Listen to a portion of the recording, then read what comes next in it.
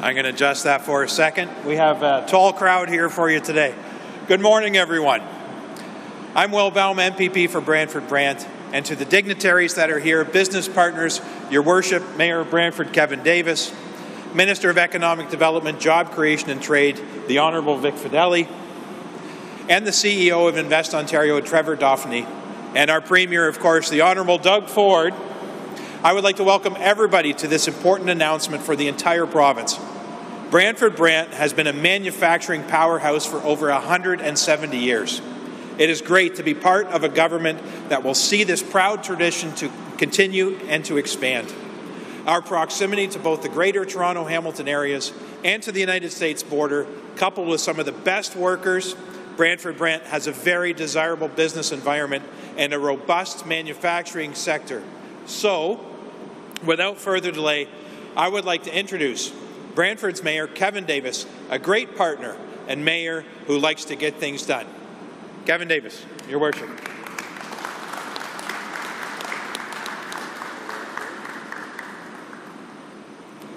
Yes, a very exciting occasion. I'm very excited to be able to welcome Premier Ford to our community and to tour this absolutely amazing modern manufacturing facility.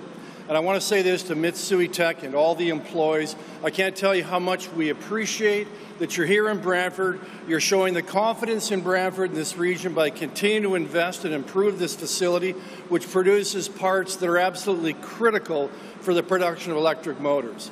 Great that it's happening here in Brantford. More to come. And I want to thank all of you very much. And Premier, I want to also thank you and your government for helping to make this expansion possible. Thank you, Mayor.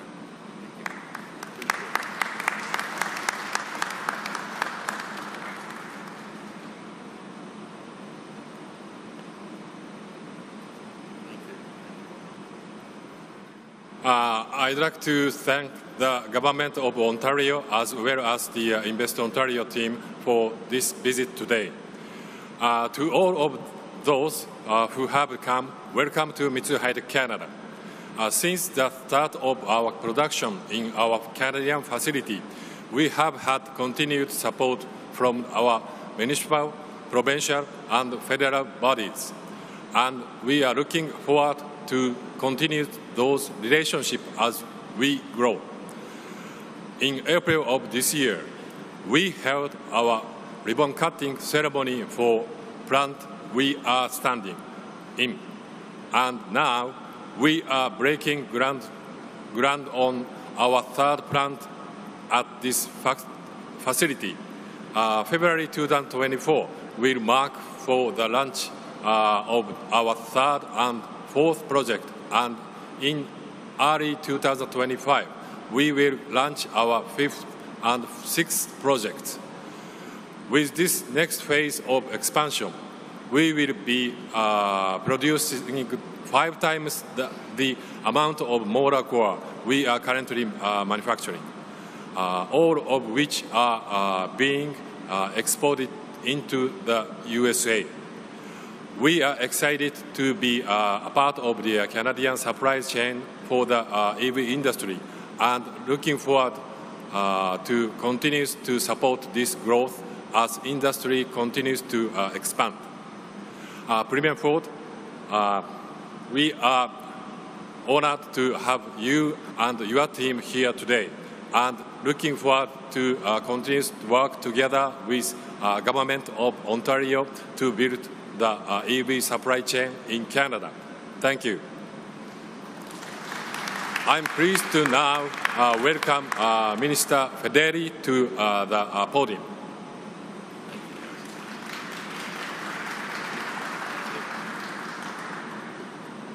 Well, hi, everybody. It's a pleasure to be here today alongside Premier Ford, my colleague, MPP Will Bouma, Mayor Kevin Davis, to celebrate a major milestone for Mitsui High-tec Canada and our growing auto and advanced manufacturing sectors.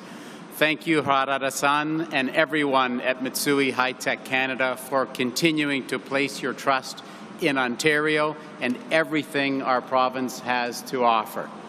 Over the last 8 years, Ontario and Mitsui High-tec Canada have worked to build a strong relationship that has led to several expansions and more good-paying jobs. Mitsui High-tec Canada was one of the first companies to set up an EV parts manufacturing facility in Ontario. And as we continue to grow our auto sector, the company will play an important role in building a strong EV supply chain. So much of what we have accomplished is thanks to the relationships that we have built. And in this case, the relationship Mitsui High-tec Canada forged was with Trevor Daphne and his incredible team at Invest Ontario. Invest Ontario is our investment attraction agency. They saw an opportunity to help a company who already had a footprint here in Ontario, help them grow. This is what companies around the world can expect when they come to Ontario. We're there every step of the way to help you succeed and create more opportunities for workers, for businesses, and for communities. Moving forward, Mitsui High-tec Canada will continue to stand out as an incredible example of auto manufacturing companies that chose Ontario to start and scale up their operations. Thank you again, Harada-san, for choosing Ontario. It's now my pleasure to turn it over to the best salesperson the province will ever find, Premier Ford, to share with you some exciting news for Mitsui High-tec Canada and for the people in Brantford. Premier.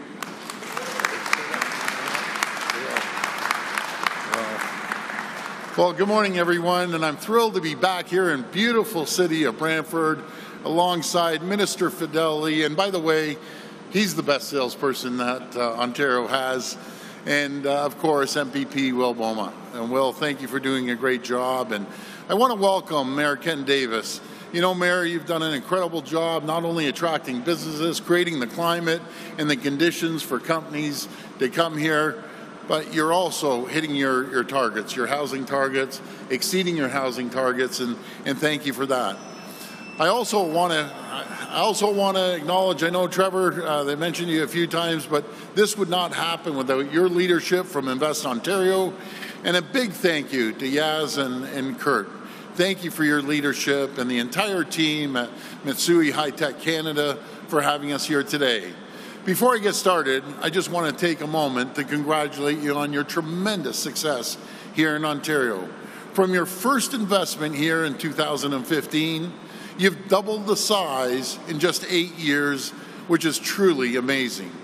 You should all be so proud of what you've accomplished here, and I know it starts with these folks right to the left of me, the hardworking women and men that come in every single day, and I want to thank you for not only representing Mitsui, but Ontario as well, and you're shipping down to the USA. What a great story that is. Thank you for your confidence in our province and in our workers. And we're so thrilled to be back here today to celebrate Mitsui High-tec $102 million investment to open a new 103,000 square foot facility on this site. And I was saying when I walked through, and this is an example of each and every one of you, folks, this place is spotless. And it says everything about the frontline, hardworking women and men, the leadership here. I'll tell you, it's an absolutely incredible facility. This expansion, the company's third major expansion, will increase production of motor cores, strengthening Ontario's electric vehicle supply chain and adding over 100 new good-paying jobs right here in Brantford.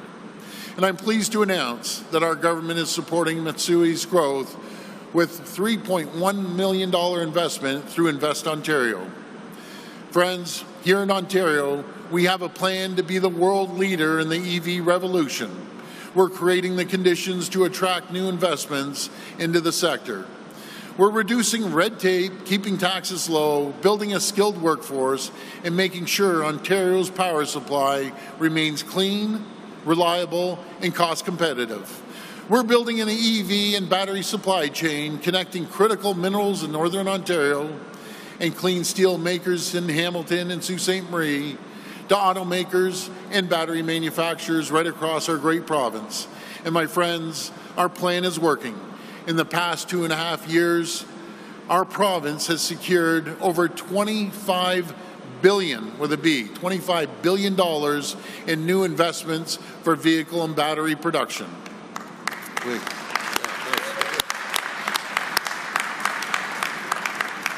This is another incredible stat if you think of it, and it says everything about the people of Ontario. We now have major investments from 6 of the largest automakers in the world. And we're the only jurisdiction in the world where there's 5 major auto manufacturers building vehicles. And folks, let me put that into context for everyone. This run over the past 18 months of over $25 billion in auto investments from the biggest automakers in the world, it's the greatest streak of investments for any jurisdiction in North America ever. So again, thank you, everyone. It's just an amazing figure, and we're not done yet because there's lineups of companies coming to Ontario. We have the resources, we have the industry expertise, we have the best universities and colleges, and we have the best workforce in the entire world right here in Ontario. Working together with great partners, with all levels of government, with great companies like Mitsui, we're revitalizing our auto sector and making Ontario an auto manufacturing powerhouse once again. Thank you to Mitsui for hosting us today. Thank you to everyone for joining us, and may God bless the people of Ontario. Thank you. Okay, we'll now take questions. Just a reminder, it's one question, one follow-up.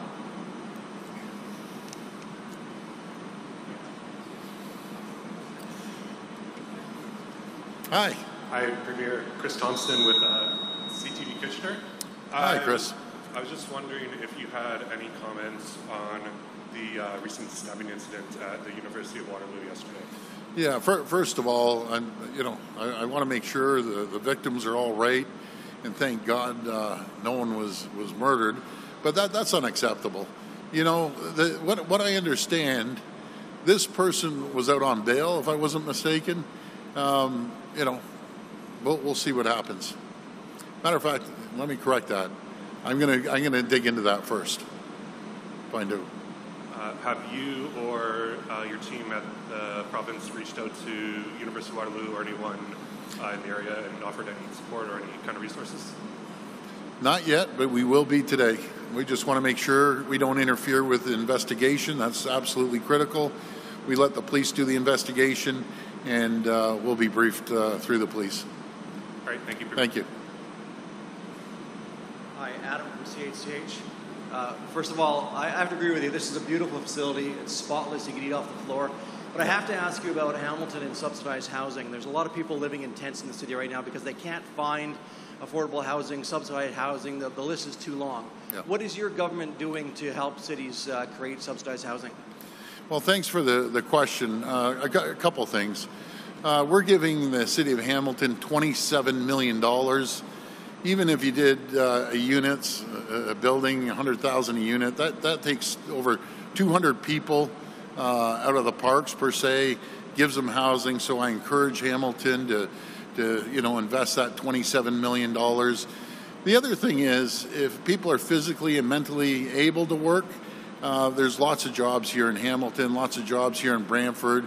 I really encourage them to go out and get the training and be able to help them up. Some people get down on their luck, and it's tough. I get it.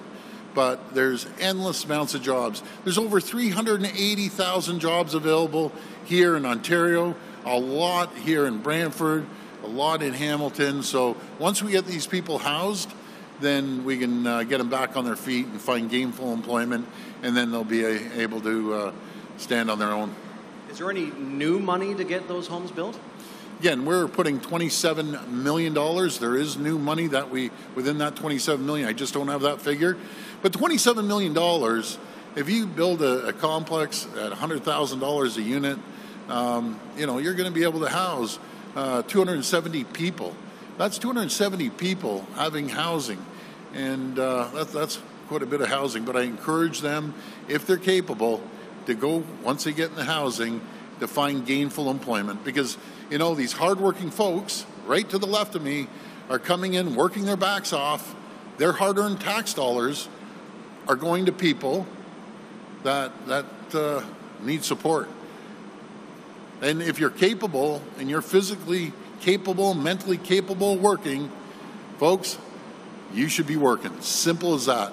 Because it's not up to these hardworking people to take care of capable people that should be working that aren't working. There's no more excuses. Hi, Robert Kabinga, Rogers TV, Grand River. Hi. Hi. I was wondering if there was any update you could give. We've all heard about the dissolving of the region of Peel. What is the future of the region of Waterloo? Well, we're going to have a facilitator sit down and talk to the mayors, talk to communities, see where we go. I know some people want the region to turn into a city. Other people, leaders in the community, are saying no. So that's why we're appointing a facilitator to listen to the people and decide what they want. Now, just to follow up, we know Highway 7 is a large connector between the region of Waterloo and Guelph Wellington.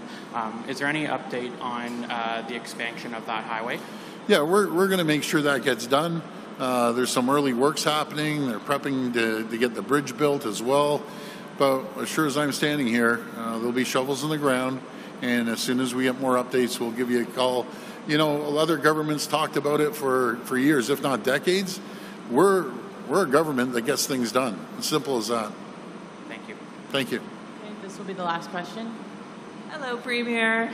Save the best for last. Yeah, I might throw in one or two extra for my gallery friends who couldn't make it today. I know. Well, you know something, you should all hop in one car. Exactly. So my first question is actually about the government's decision yesterday to reject calling domestic violence or intimate partner violence an epidemic. This was a recommendation from a coroner's inquest into the death of 3 women by the same ex-partner, and advocates and survivors say that this is an important label to call this an epidemic to show how serious it is to Canadians. This was rejected in a letter by deputy ministers. I'm wondering what you make of the decision and if you're willing to revisit it at all. Well, what we are doing, we're taking 22 of the recommendations and we're going to move forward on it. And I got my signals crossed on the last one about the person out on bail. This guy was out on bail. He should have been sitting in jail, and the justice system failed once again, letting people out that have a serious violent criminal background. They give him a little slap on the wrist, they put him out there, and what happens? He goes out and kills 3 innocent women.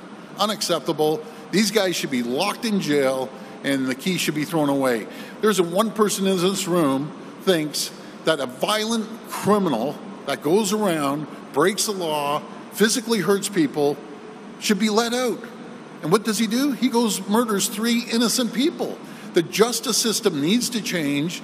We need to make sure that these people don't get out on bail and get a little slap on the wrist to go out and repeat a violent act. It's unacceptable. The feds, they have to change the justice system. They're the ones that write the criminal code. It's unacceptable. Enough being weak on criminals that terrorize communities, throw them in jail, throw the key away. I'll build the jails myself for these people. Thank you.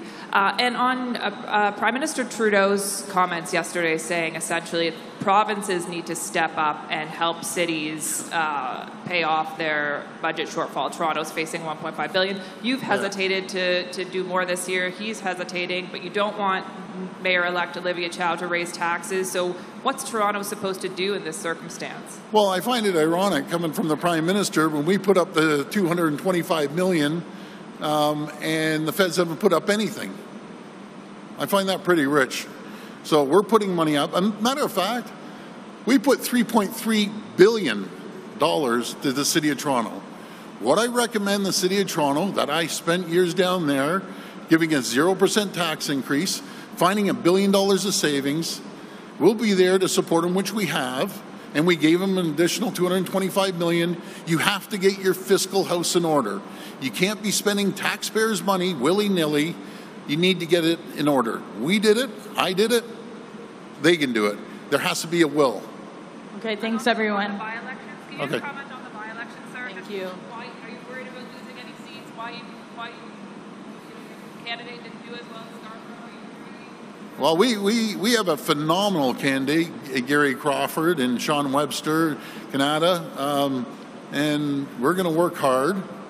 and we're going to win those by-elections. Simple as that. But we're going to go full steam ahead because the people of Ontario can see the positive changes. Let me remind everyone, and thank you for that question, before we took office, 300,000 jobs were chased out of this province from the previous government. As we stand today, there's 650,000 more people working today than there was 5 years ago. There's 380,000 jobs. We're leading economic growth in North America, any jurisdiction. We're seeing growth, a record growth of 504,000 people moving into Ontario. There's no jurisdiction anywhere in North America that is growing faster than we are. The reason they're coming here is the quality of life. There's no better place in the world to raise a family, to start a business, to find a job, to buy a home, than right here in Ontario. That's why we've set a new Canadian record, North American record, 504,000 people in 1 year. I need more people coming here to fill the 380,000 jobs because of the great people of Ontario. Our economy is moving forward in the right direction. I want to thank you. God bless. Take care. Bye-bye.